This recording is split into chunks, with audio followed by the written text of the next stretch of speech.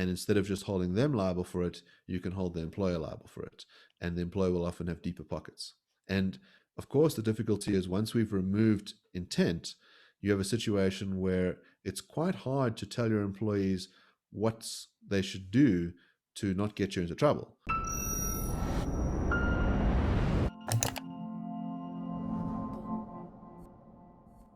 Is the South African government trying to clamp down on NGOs and civil society?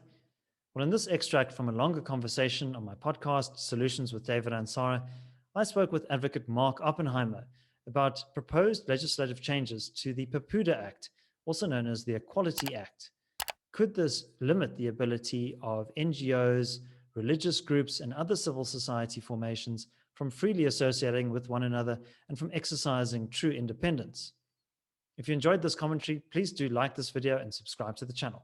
Enjoy. Well, you mentioned earlier this idea of the fault requirement, which is something that is quite prevalent in South African law. And one of the issues that you raise here is that people could be potentially held liable for unintentional acts that they commit, which may be perceived as discriminatory or harmful in some way. Could you unpack that for our listeners, please? So I'll give you a good example. During apartheid, the test for defamation for the press was, did you say something defamatory? And you had a strict liability offense. So it didn't require the press to have done it intentionally or negligently. The only question was, did you injure someone's reputation through what you published? And this obviously had big restrictions on the press and made it much more difficult for them to publish things. You had this chilling effect. And after our constitution was produced, the Supreme Court of Appeal held that this kind of strict liability account of defamation was unconstitutional. And that if you look at the rest of our law, it builds in this notion of intent, that we think that people's mental states matters. We don't just, hold them liable because someone else feels injured by it. So that's quite an important factor. And the difficulty with imposing these kinds of burdens, so that term discrimination includes all acts and omissions. So failing to do something that causes someone to suffer a prejudice would put you in this bind. So there's a sense in which one of the reasons why we think that intentions matter is so that you can know whether you're about to break the law or not. That you can conduct yourself in a manner where you can avoid being held liable. And so if you've got acts and omissions that can make you liable without intent, you can have these bizarre situations occurring. So for example, in the States, they're contemplating a ban on menthol cigarettes. So the Food and Drug Administration has taken the view that menthol cigarettes have a disproportionate effect on African Americans and that they are more likely to smoke those cigarettes and suffer all the health detriments that come with smoking the cigarettes. And so they've said that a ban is needed to avoid discrimination. Now, Al Sharpton, who's a very prominent civil rights leader, has said that a ban on menthol cigarettes would itself be discriminatory against African Americans because it is a cigarette that they tend to enjoy disproportionately to other population groups in America. And he says they enjoy it so much that they would risk confrontations with the police by buying and selling illegal forms of the cigarette. And he says, therefore, the ban would be discriminatory. Now, if you look at what the proposed legislation does with the Equality Act, it means that both of those actions would be a breach. And so now you're damned if you do and damned if you don't. And this is just one particular example of it, but you can think of a plethora of examples where you could find yourself liable for acting or not acting. Enjoying this analysis? Click here to sign up for our 30-day free trial for more content from the CIA. Intentionality is a very important measure. People can be sensitive to or find things offensive for various reasons, especially in today's social media age, where it's very easy to trigger people and for them to take offense. Yes, very much so. And we have to sort of remind ourselves, well, there are different values in the Constitution. So dignity is an important value, and you want to be able to protect people's dignity. But free speech is another fundamental value. And it's often forgotten why free speech is important, why we want to allow people to say things that might hurt other people's feelings, that might make people uncomfortable. And one of the core reasons why free speech matters so much is this quest for truth. So often saying things and putting them out into the public arena will allow other people to test their ideas out.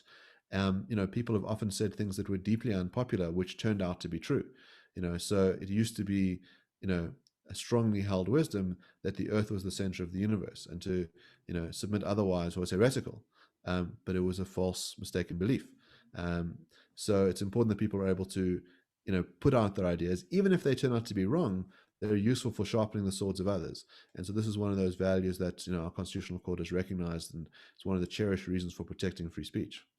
So, Mark, I'm not a lawyer, but there's a term in this proposed legislation which refers to vicarious liability, which my understanding of that would be that you would be extending liability to perhaps non-parties or indirect parties, like, say, an employer or members of a club or association. Is that the correct interpretation? What would be the significance of introducing this into the current equality law? Yeah, so the way that the Act works at the moment is that you can hold a person liable who performs one of the contraventions. In other words, they're doing the harassing, the discriminating, or uttering hate speech. And it's seen as like a personal wrong. And so you want to hold that person liable. So the Equality Act is a strange beast in that it doesn't create crimes, but it does allow the state to lay claims against you. So the Human Rights Commission can lay a claim against you, and they're sort of an organ of state. So we call it sui generis. It looks like criminal statutes in some ways, in that you can be fined, but also you can have two private parties initiating against each other, and then it looks much more civil in nature. Now, what this will do is extend liability to employers. So, for example, you can have a situation where someone commits one of these offenses during the course and scope of their employment, and instead of just holding them liable for it, you can hold the employer liable for it, and the employer will often have deeper pockets. And of course, the difficulty is once we've removed intent, you have a situation where it's quite hard to tell your employees what they should do to not get you into trouble. Because basically someone interacting with their employees who says, well, I felt prejudiced by something your employee did or failed to do, and I'm now suing you, the employer, for it. It just kind of creates this this real tension in the workplace because everybody's not sure if they're doing the right thing. So, Mark, what about other kinds of organizations? So civil society groups, NGOs, religious organizations.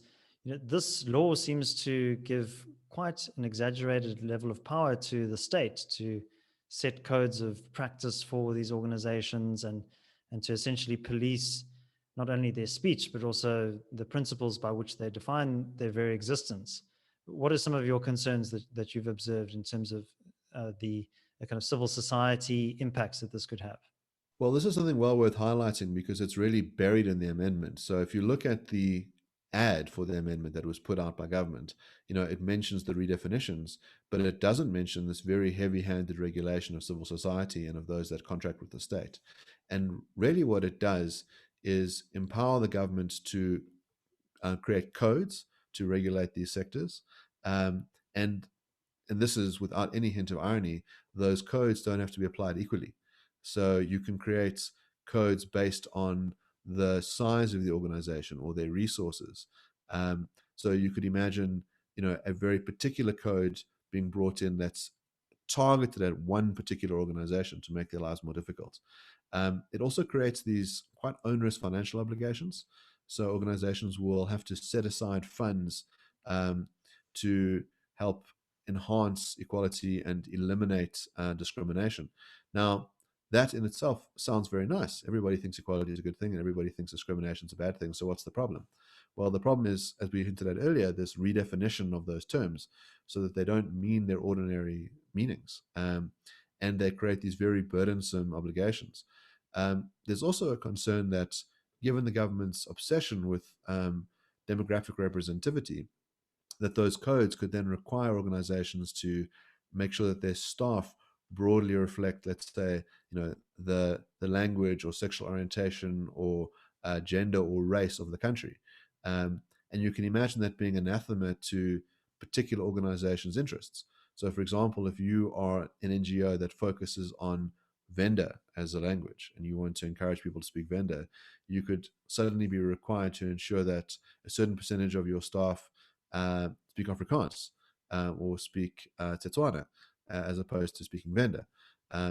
So there's a concern that it's a backdoor route for government really to make it impossible for NGOs to do the work that guides them, to create these obligations so that when they fall foul of them, maybe their license could be taken away, or they could be fined.